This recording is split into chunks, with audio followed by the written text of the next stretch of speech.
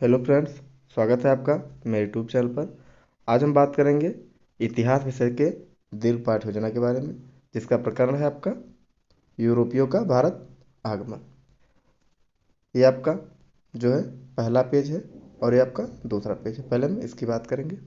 चलिए स्टार्ट करते हैं लेसन प्लान। सबसे पहले आप यहाँ संस्था का नाम डालेंगे। जिस संस्था में आप टीचिंग करें उसका नाम रहेगा। दिनांक जिस डेट में आप टीचिंग करेंगे वो डालेंगे। कक्षा 8 है। विषय आपका सामाजिक विषय है। उप विषय के अंतर्गत आपका इतिहास है। चक्र आपका जो होगा वो डालेंगे और अवधि 40 मिनट। जो दीर्घ पाठ रचना होता है वो 40 मिनट का होता है। फिर प्रकरण है, टॉपिक है यूरोपियों का भारत आगमन। एक चीज़ हम आपको बता दें, अगर हमारे वीडियो की स्पीड तेज होगी तो आप वीडियो को स्लो मोशन में करके या वीडियो को रोक करके लिख लेंगे, क्योंकि संभव नहीं कि हम वीडियो को बहुत स्लो बनाएं, वीडियो बहुत लंबी हो जाएगी। इसलिए आप अपने सुविधा अनुसार वीडियो की स्पीड को कम ज़्यादा करके या वीडियो को रोक करके आप लिख लेंगे। अगर आपको अन्य विषय के लेसन प्लान चाहिए तो आप हमारे यूट्यूब चैनल के प्लेलिस्ट में जाकर वहाँ से देख सकते हैं। बहुत सारे विषय के आपको लेसन प्लान मिल जाएंगे, तो वहाँ से आप देख सकते हैं। अगर आप बीएड बीएलएड डीएलएड बीटीसी कुछ भी कर रहे हैं, तो अगर आपको असाइनमेंट, सत्रीय कार्य, प्रैक्टिकल फाइल चाहिए तो भी आपको हमारे यूट्यूब चैनल के प्लेलिस्ट में मिल जाएंगे। बहुत सारे टॉपिक के उस पर आपको असाइनमेंट मिल जाएंगे।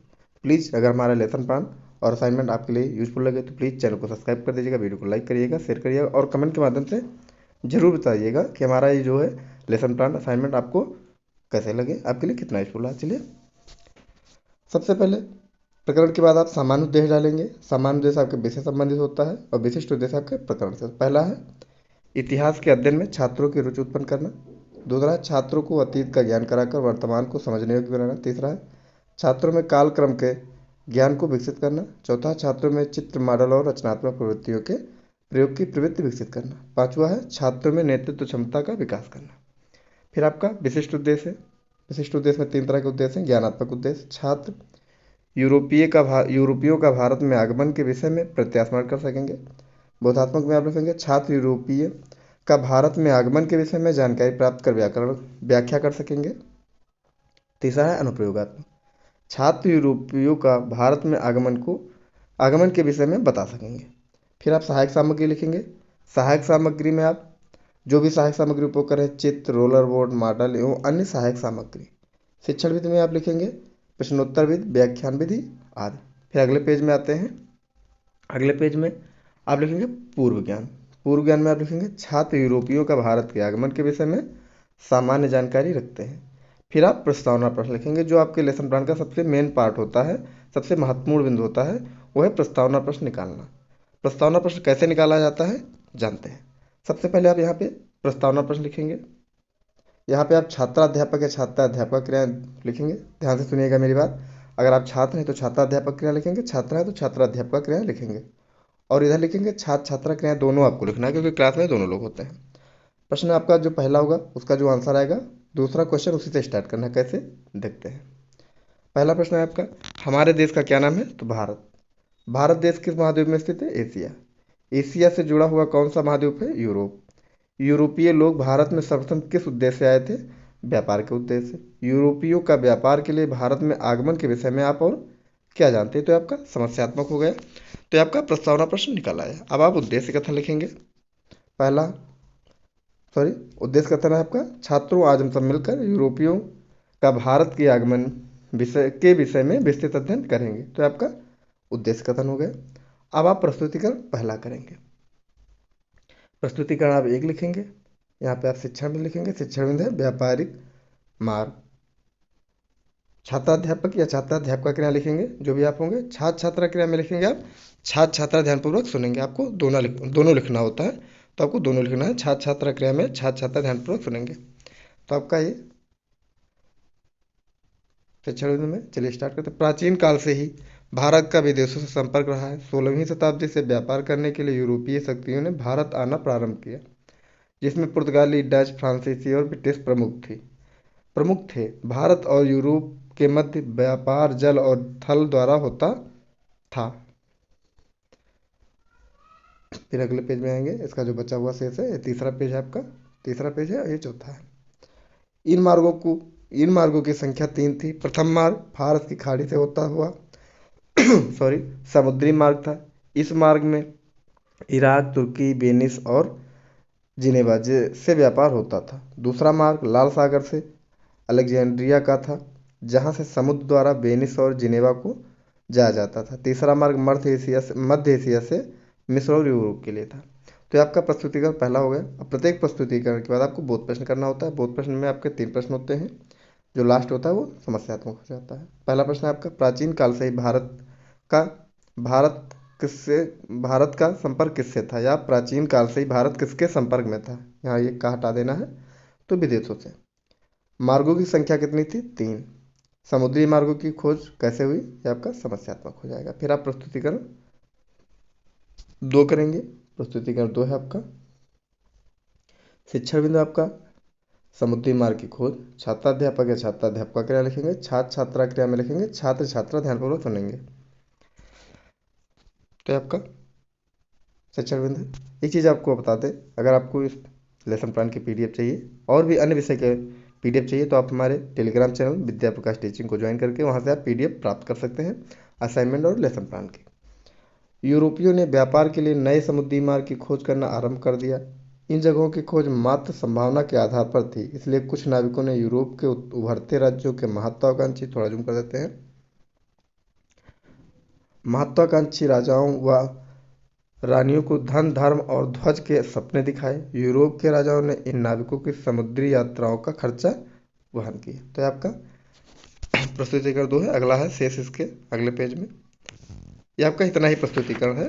फिर आप बोध प्रश्न करेंगे। ये देखिए आपका इतना ही था, अब आप बोध प्रश्न करेंगे। जूम कर देते हैं। बोध प्रश्न में आप लिखेंगे, यहाँ पे छात्राध्यापक क्रिया लिखेंगे या छात्राध्यापक क्रिया, जो भी आप हैं, छात्र छात्रा क्रिया में आपका आंसर रहता है। पहला प्रश्न है, यूरोप वासियों ने व्यापार के लिए किस मार्ग की खोज प्रारंभ की। तो नए समुद्री मार्ग। नाविकों की समुद्री यात्राओं का खर्चा किसने वहन किया, यूरोप के राजाओं ने।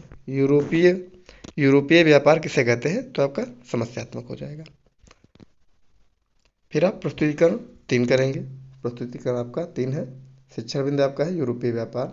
छात्राध्यापक या छात्राध्यापक क्रिया, छात्र छात्रा क्रिया में लिखेंगे, छात्र छात्रा ध्यानपूर्वक सुनेंगे। जूम कर देते थोड़ा सा। पुर्तगालियों ने हिंद महासागर के माध्यम से होने वाले व्यापार पर अपना अधिकार कर लिया। वह सोना चांदी लाते और हमारे देश से सूती रेशमी कपड़े और विभिन्न मसाले ले जाते थे और बहुत मुनाफा कमाते थे। पुर्तगाल की मजबूत नौसेना के कारण हिंद महासागर से कोई दूसरा देश पुर्तगाल की इजाज़त के बिना अपना जहाज नहीं ले जा सकता था। तो ये आपका शिक्षण बिंदु हो गया। अब आप बहुत प्रश्न करेंगे। पुर्तगाली हमारे देश में क्या लेकर आते थे, सोना चांदी। पुर्तगाली हमारे देश से क्या ले जाते थे, सूती रेशमी कपड़े। फिर है व्यापारिक कंपनियों का क्या अर्थ है, ये आपका समस्यात्मक हो जाएगा।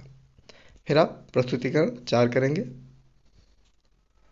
प्रस्तुतिकरण 4 में आपका वही शिक्षण बिंदु है, आपका व्यापारिक कंपनियां, छात्राध्यापक या छात्राध्यापक क्रिया और छात्र छात्रा क्रिया में लिखेंगे, छात्र छात्रा ध्यानपूर्वक सुनेंगे।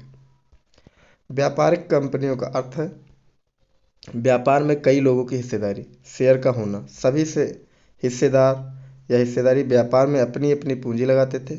लगाई गई पूंजी के अनुपात में व्यापार से प्राप्त मुनाफे को आपस में बांट लेते थे। यूरोपीय कंपनियों के आगमन का क्रम, पुर्तगाली 1498, अंग्रेज 1600, डच 1602, फ्रांसीसी 1664। फिर आप श्यामपट्ट कार्य करेंगे। चौथे प्रस्तुतिकरण में आपका बोध प्रश्न नहीं होता है, जो लास्ट प्रस्तुतिकरण आपका होता है उसमें बोध प्रश्न नहीं होता है। फिर आप श्यामपट्ट कार्य करेंगे। जो सामाजिक विषय का लेसन प्लान होता है उसमें आप लास्ट में एक ब्लैक चार्ट पे लिख के लेसन प्लान अपना जो है उसमें श्यामपट्ट कार्य कर सकते हैं। सामाजिक विषय में कोई जरूरी नहीं कि आप प्रस्तुतिकरण के साथ में लेसन प्लान श्यामपट्ट कार्य करें। मैथ और साइंस में प्रस्तुतिकरण के साथ में श्यामपट्ट कार्य करना अनिवार्य होता है, क्योंकि उसमें श्यामपट्ट कार्य ज़्यादा होता है। श्यामपट्ट कार्य ज़्यादा होने का मतलब ये है कि उसमें आप बिना लिखे समझा नहीं सकते बच्चों को, इसलिए साथ में किया जाता है।